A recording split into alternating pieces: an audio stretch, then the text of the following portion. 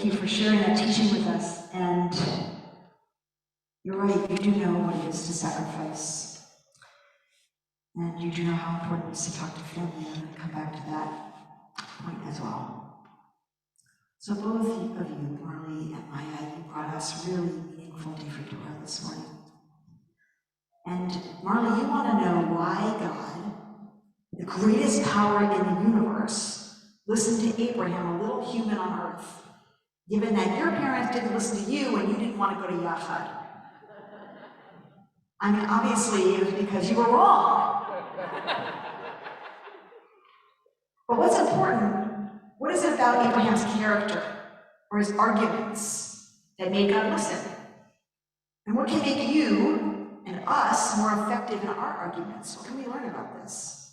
And Maya, you wanted to know why Abraham didn't argue with God when commanded to sacrifice his son Isaac.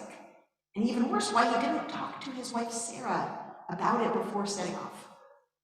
Putting your two questions together, we see a terrible and puzzling contrast, which is that Abraham took the risk of arguing with God on behalf of people he didn't know who seemed to be mostly terrible people, the residents of Sodom and Gomorrah, but he didn't take the same risk in the same portion to argue with God on behalf of his own son or his wife.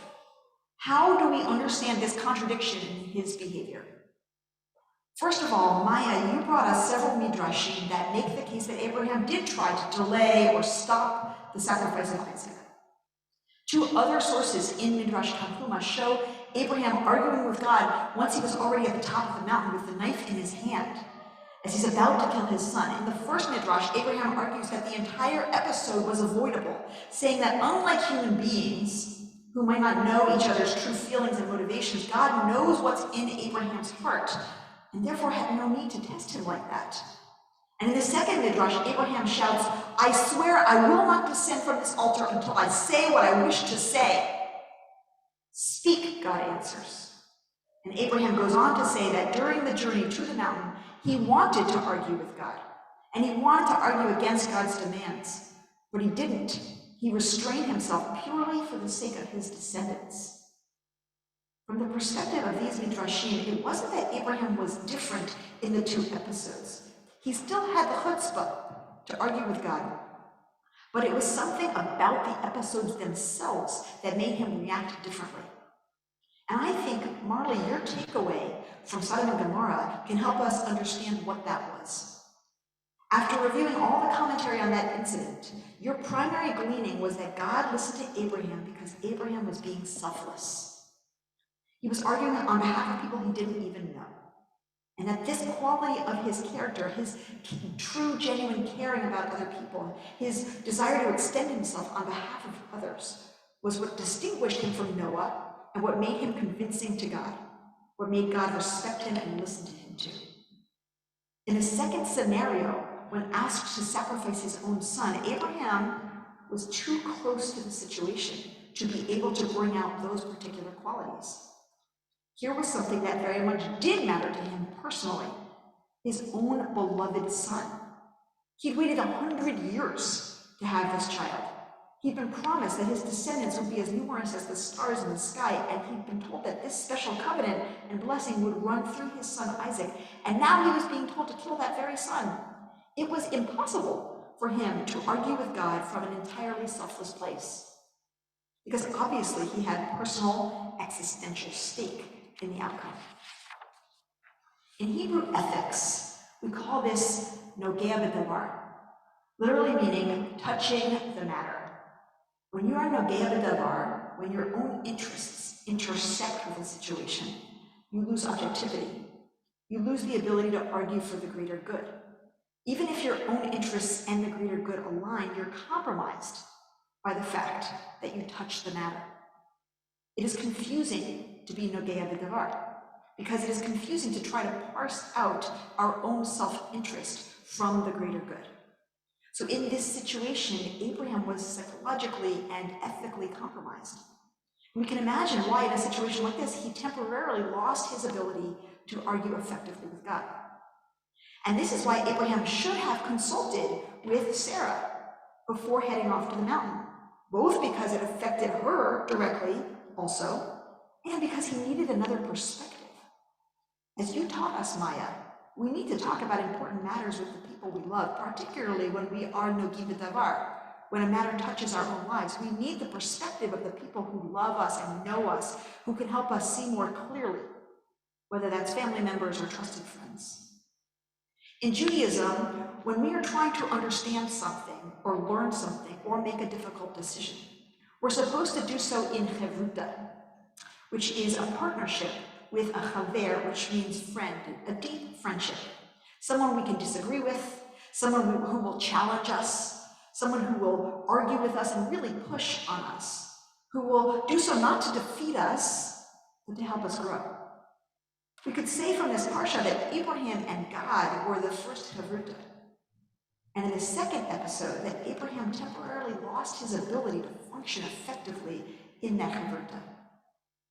Our tradition teaches us that when it comes to arguments, motivation matters. The rabbis talk about a machloket l'shem shamayim, an argument for the sake of heaven. If I'm arguing with you just to try to get what I want, I'm less convincing and my argument has less merit. If I'm arguing to win or to defeat you, or because I'm angry at you or I don't like you, or to get attention or aggrandize myself, I'm less convincing and my argument has less merit.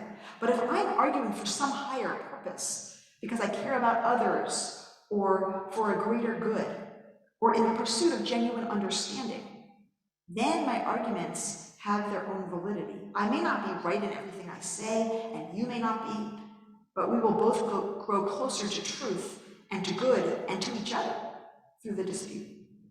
And that is why it is essential to examine our motivations with great scrutiny when we're in an argument or a dispute.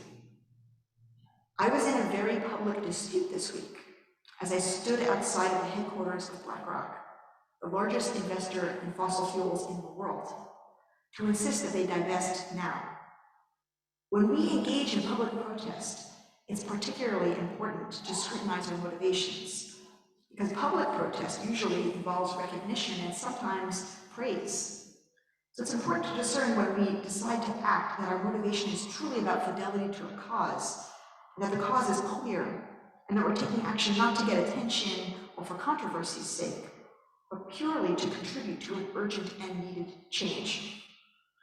Upon reflection, I felt very clear in this case, and I chose to act.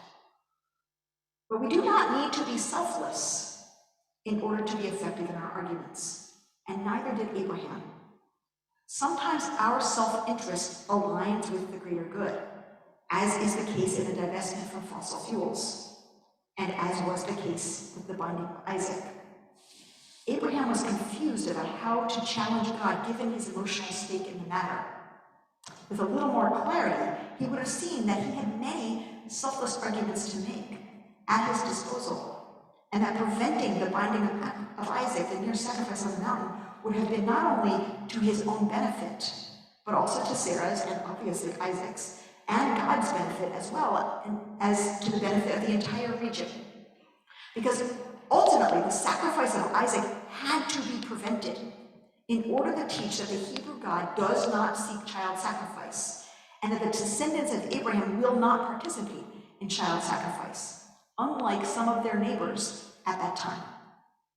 Further, Abraham could have employed the logic that Moses used when confronting God generations later, arguing that the binding of Isaac would raise doubts about God for generations to come, as people would ask why God promised Abraham blessing only to kill off his only child.